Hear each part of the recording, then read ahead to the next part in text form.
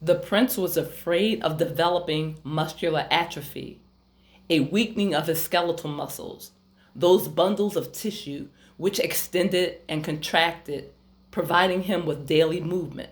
If he continued to sit, his opportunity to escape would be hindered when the chance presented itself. The lack of exercise was a real danger for him. He flexed and relaxed his leg muscles as he waited for his captor to respond. "Sit there. You did it. Now enjoy it," the man said, walking away. Marari tried not to gag again as he spoke. "I am sorry. I will clean. Please. I just want water and a shower." The man paused. Marari kept his head lowered in a humble position. He did not want to risk direct eye contact.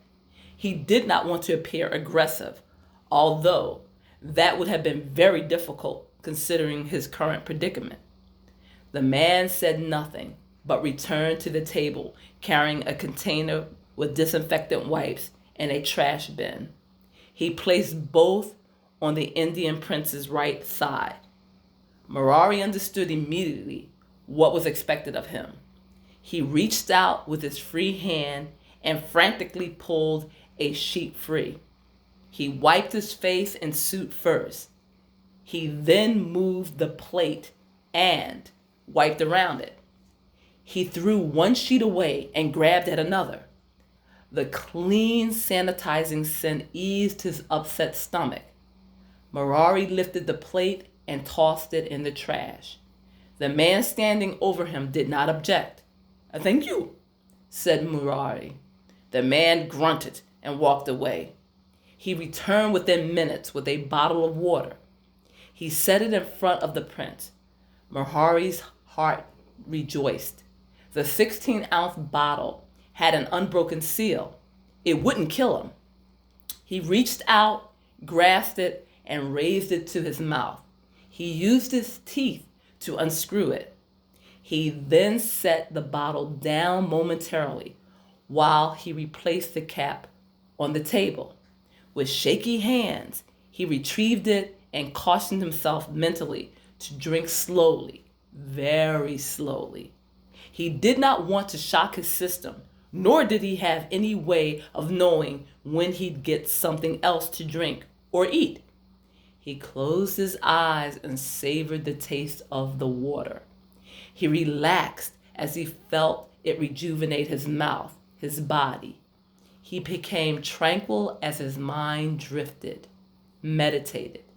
Then he thought of Aaron, instinctively, compulsively.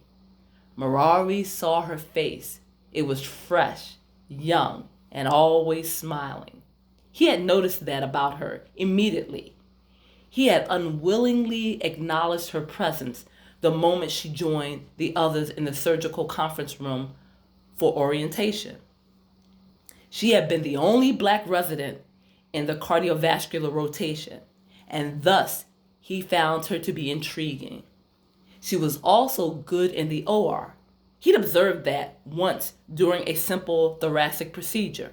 Her first cut, the initial incision of an operation, the moment when scalpel met flesh, was always perfect. She did not make the cut too big or too small. It was never too deep. Her hands didn't shake. She used the blade like a felt-tip pen, always maintaining control. But what impressed Marari the most about the resident was her technique. It was textbook perfect, step by step, suture by suture. Her closings were flawless. He should know. As a senior resident, Marari Varadaraj had been a perfectionist when it came to the OR. He was obsessive compulsive. He had surgical OCD.